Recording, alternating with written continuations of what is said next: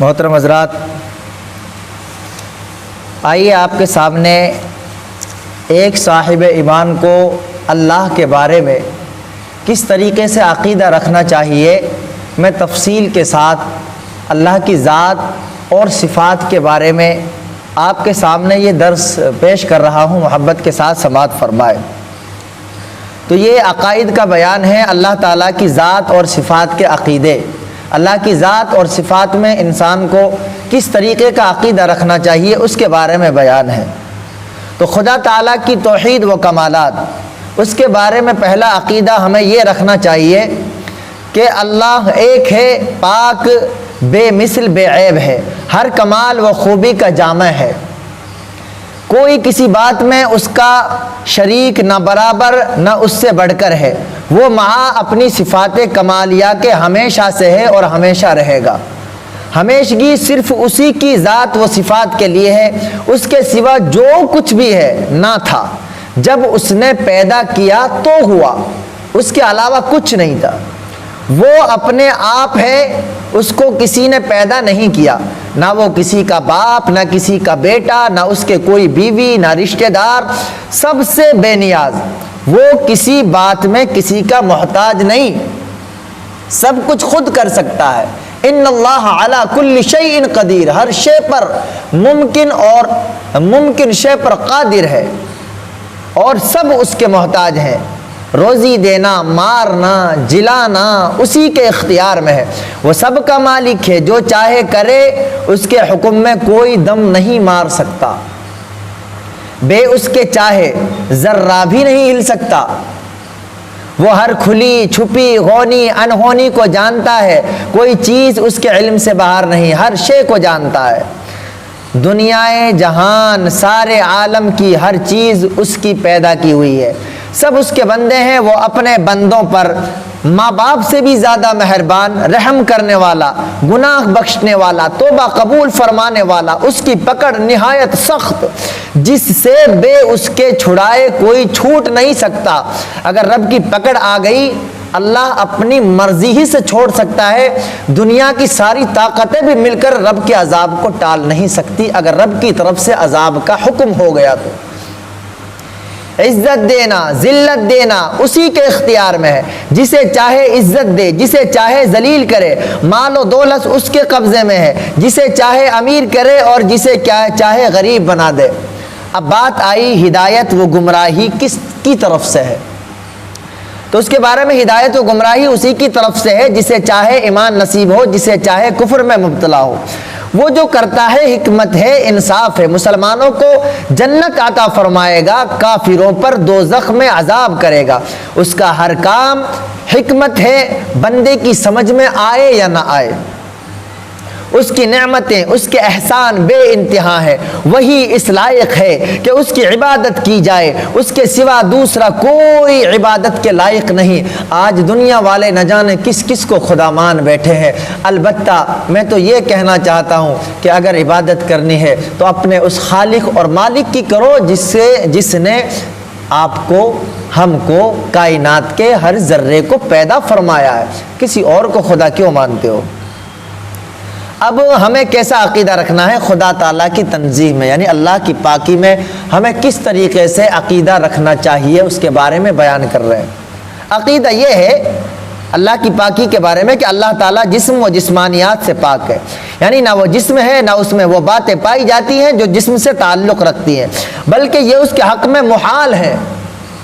لہذا وہ زمان، وہ مکان، طرف، جہت، شکل، وہ صورت، وزن، وہ مقدار، زیادہ، نقصان، حلول و اتحاد اور توالد و تناسل، حرکت و انتقال، تغیر و تبدل وغیرہ، جملہ اوصاف و احوال جسم سے بالکل پاک، منزہ و بری ہے۔ یعنی اللہ تعالیٰ ہمارے جسم کی طرح، جیسے ہماری آنکھیں ہیں ہم ان سے دیکھتے ہیں، تو اللہ ہماری طرح آنکھیں تھوڑی ہیں، جسم کی طرح اللہ تبارک و تعالیٰ کی ذات میں کچھ نہیں، البتہ وہ بغیر آنکھ کے دیکھنے کی قوت اس کے پاس خود موجود ہے، بغیر کان کے سننے کی قوت اس کے پاس خود موجود ہے، کسی نے عطا نہیں کی، سب کچھ اس کے پاس پہلے سے ہی ہے۔ ایک عقیدہ اور ہے اللہ تعالیٰ کی ذات اور صفات نہ مخلوق ہیں نہ مقدور، یعنی اللہ کی ذات ہو چاہے صفات ہوں، ان پر کوئی دوسرا قدرت نہیں رکھ سکتا، خود اللہ سب چیز پر قادر ہے۔ عقیدہ ایک یہ بھی ہے ذات و صفات الہی کے علاوہ جتنی چیزیں ہیں سب حادث ہیں، یعنی پہلے نہ تھی پھر موجود ہوئی۔ اللہ کی ذات اور اس کی صفات کے علاوہ دنیا کی ساری چیزیں پہلے موجود نہ تھی، اللہ کی ارادت سے، اس کی مشیت سے جب اس نے چاہا تو ان کو پیدا فرما دیا، اور یہ چیزیں حادث ہو جائیں گی، ختم فنا ہونے والی چیزیں ہیں۔ اللہ کی ذات اور صفات پھر بھی باقی رہے گی ہر شے کو ختم ہونے کے بعد۔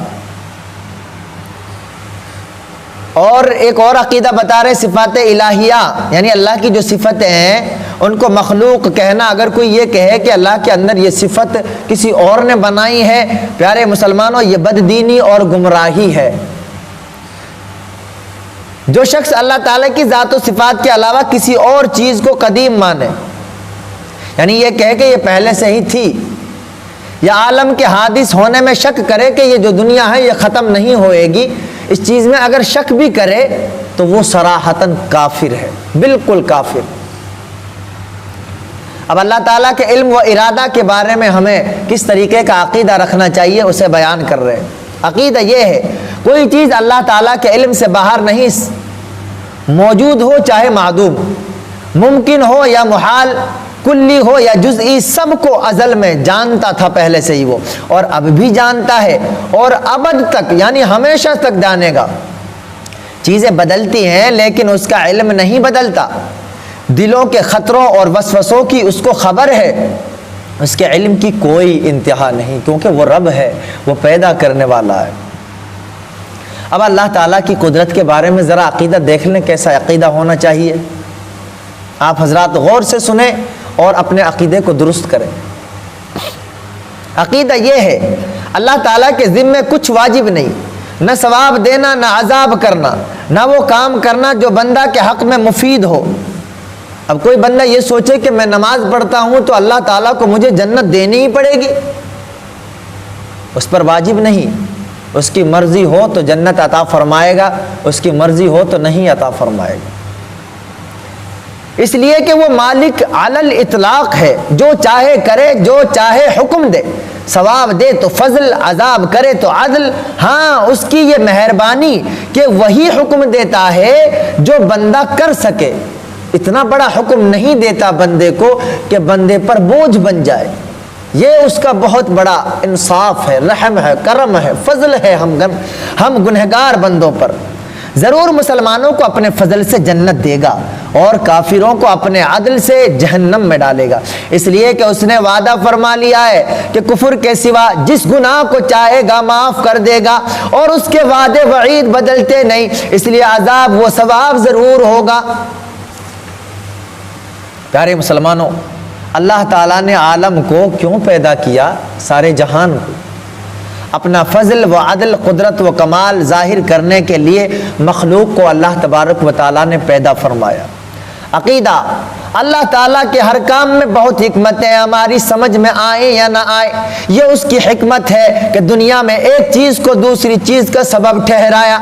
آگ کو گرمی پہنچانے کا سبب، پانی کو سردی پہنچانے کا سبب بنایا، آنکھ کو دیکھنے کے لیے، کان کو سننے کے لیے بنایا۔ اگر وہ چاہے تو آگ سردی بن جائے، پانی گرمی کر دے اور آنکھ سننے کے لائق ہو جائے، مگر یہ اس کی مرضی ہے کہ اس نے آنکھوں سے دیکھنے کے لیے آنکھوں سے دیکھنے کی قوت عطا فرمائی۔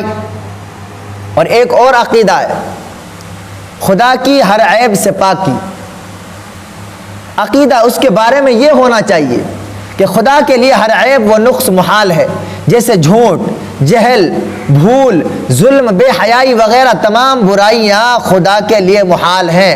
اور جو یہ مانے کہ خدا جھوٹ بول سکتا ہے لیکن بولتا نہیں، تو گویا وہ یہ مانتا ہے کہ خدا عیبی تو ہے لیکن اپنا عیب چھپائے رہتا ہے، معاذ اللہ۔ پھر ایک جھوٹ ہی پر کیا ختم سب برائیوں کا یہی حال ہو جائے گا کہ اس میں ہے تو لیکن کرتا نہیں، جیسے ظلم، چوری، زنا، توالد و تناسل وغیرہ عیوب عیوب کثیرہ عدیدہ تعالی اللہ عن ذلک علوا کبیرہ، اللہ تبارک و تعالیٰ ان سب سے تو بالکل پاک منزہ و بری ہے۔ خدا کے لیے کسی نقص و عیب کو ممکن جاننا خدا کو عیبی ماننا ہے، بلکہ خدا ہی کا انکار کرنا ہے۔ اللہ تعالیٰ ایسے گندے عقیدے سے ہر آدمی کو بچائے رکھے۔